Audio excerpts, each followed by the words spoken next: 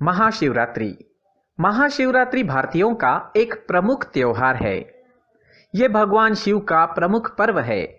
फाल्गुन कृष्ण चतुर्दशी को महाशिवरात्रि पर्व मनाया जाता है। दोस्तों, माना जाता है कि सृष्टि का प्रारंभ इसी दिन से हुआ था। पौराणिक कथाओं के अनुसार इस दिन सृष्टि का आरंभ अग्निलिंग, जो महादेव का विशालकाय स्वरूप है, उसके उदय से हुआ था। इसी दिन भगवान शिव का विवाह देवी पार्वती के साथ हुआ था। साल में होने वाली 12 शिवरात्रियों में से महाशिवरात्रि को सबसे महत्वपूर्ण माना जाता है। जी हाँ दोस्तों, साल में कुल 12 शिवरात्रि होती है, उसमें से महाशिवरात्रि जो होती है उसका महत्व बहुत ज्यादा है। भारत सहित पूरी दुनिया में महाशिवरात्रि का पावन पर्व बहुत ही उत्साह के साथ मनाया जाता है। चलिए दोस्तों, सुनते हैं महाशिवरात्रि से जुड़ी कथाएं। चलिए दोस्तों, जानते हैं कौन सी वो कथाएं हैं जो महाशिवरात्रि से जुड़ी हैं। चलिए सबसे पहले जानते हैं समुद्र मंथन की महाशिवरात्रि से जुड़ी कथा। दोस्तों, जैसे कि हम सब जानते हैं, समुद्र मंथन अमर अमृत का उत्पादन करने के लिए निश्चित किया गया था, लेकिन इसके साथ हलाहल नामक विष भी पैदा हुआ था। जी हाँ, अमृत के साथ विष भी पैदा हुआ था। हलाहल विष में ब्रह्मांड को नष्ट करने की क्षमता थी और इसलिए केवल भगवान शिव इसे नष्ट कर सकते थे। भगवान शिव ने हलाहल नामक विष को अपने कंठ में रख लिया था। जहर इतना शक्तिशाली था कि भगवान शिव बहुत दर्द से पीड़ित हो उठे थे और उनका गला बहुत नीला हो गया था। इस कारण से भगवान शिव को नीलकंठ के नाम से भी जाना जाता है। उपचार के लिए उस वक्त चिकित्सकों ने देवताओं को भगवान शिव को रात भर जागते रहने की सलाह दी थी। इस प्रकार भगवान शिव के चिंतन में एक सतर्कता रखी गई। शिव का आनंद लेने और जागने के लिए देवताओं ने अलग अलग नृत्य किए और संगीत बजाए। जैसे सुबह हुई, उनकी भक्ति से प्रसन्न भगवान शिव ने उन सभी को आशीर्वाद दिया। शिवरात्रि इस घटना का उत्सव है जिससे शिव ने दुनिया को बचाया है। तब से इस दिन भक्त उपवास भी करते हैं। दोस्तों, इस तरह भगवान शिव ने हलाहल विष को अपने कंठ में रख लिया और सृष्टि को बचाया था। इसी तरह दोस्तों, दूसरी महाशिवरात्रि की कथा है जो एक शिकारी की कथा है। चलिए वो सुनते हैं। एक बार पार्वती जी ने भगवान शिव शंकर से पूछा, ऐसा कौन सा श्रेष्ठ तथा सरल व्रत पूजन है जिससे मृत्यु लोक के प्राणी अपनी कृपा सहज ही प्राप्त कर लेते हैं। उत्तर में शिव जी ने पार्वती को शिवरात्रि के व्रत का विधान बताकर यह कथा सुनाई। एक बार चित्रभानु नामक एक शिकारी था। पशुओं की हत्या करके वह अपने कुटुंब को पालता था। वह एक साहूकार का ऋणी हो गया था। वो उस साहूकार का ऋण समय पर ना चुका सका। क्रोधित साहूकार ने शिकारी को शिवमठ में बंदी बना लिया। संयोग से उस दिन शिवरात्रि भी थी। शिकारी ध्यान मग्न होकर शिव संबंधी धार्मिक बातें सुनता रहा। चतुर्दशी को उसने शिवरात्रि व्रत की कथा भी सुनी। संध्या होते ही साहूकार ने उसे अपने पास बुलाया और ऋण चुकाने के विषय में बात की। शिकारी अगले दिन सारा ऋण लौटा देने का वचन देकर बंधन से छूट गया। अपनी दिनचर्या की भांति वह जंगल में शिकार के लिए निकल पड़ा, लेकिन दिन भर बंदी गृह में रहने के कारण भूख प्यास से व्याकुल था। शिकार करने के लिए वह एक तालाब के किनारे बेल वृक्ष पर पड़ाव बनाने लगा। जी हाँ, पड़ाव बनाने लगा। बेल वृक्ष के नीचे शिवलिंग था जो बिल्व पत्रों से ढका हुआ था। शिकारी को उसका पता नहीं चला। पड़ाव बनाते समय उसने जो टहनियां तोड़ी वे संयोग से शिवलिंग पर गिरी।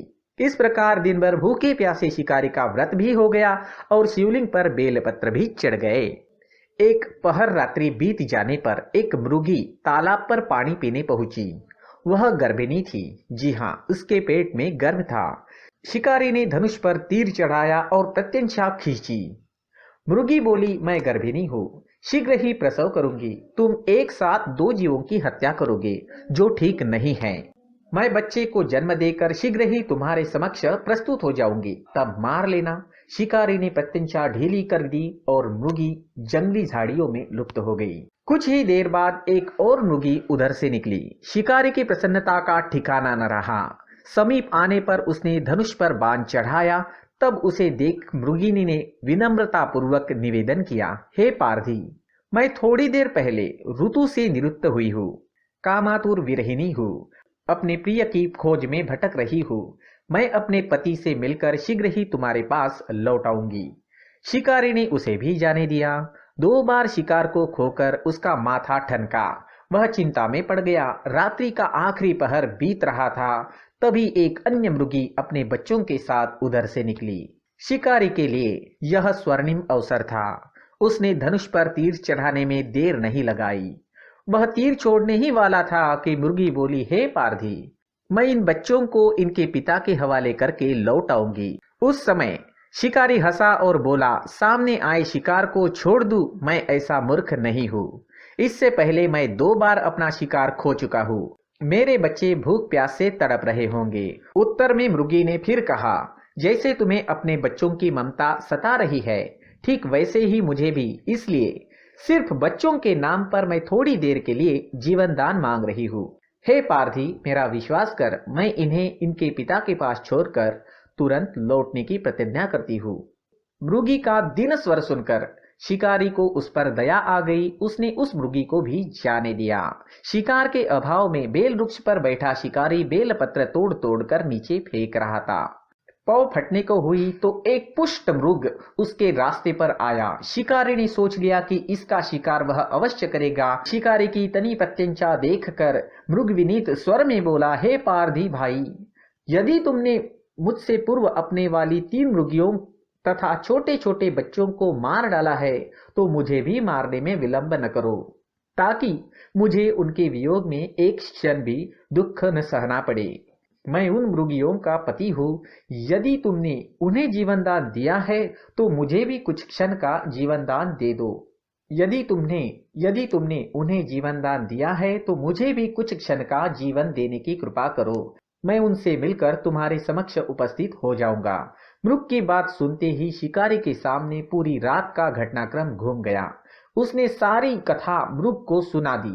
तब मृग ने कहा, मेरी 3 पत्नियां जिस प्रकार प्रतिज्ञाबद्ध होकर गई है, मेरी मृत्यु से अपने धर्म का पालन नहीं कर पाएंगी। अतः जैसे तुमने उन्हें विश्वास पात्र मानकर छोड़ा है, वैसे ही मुझे भी जाने दो।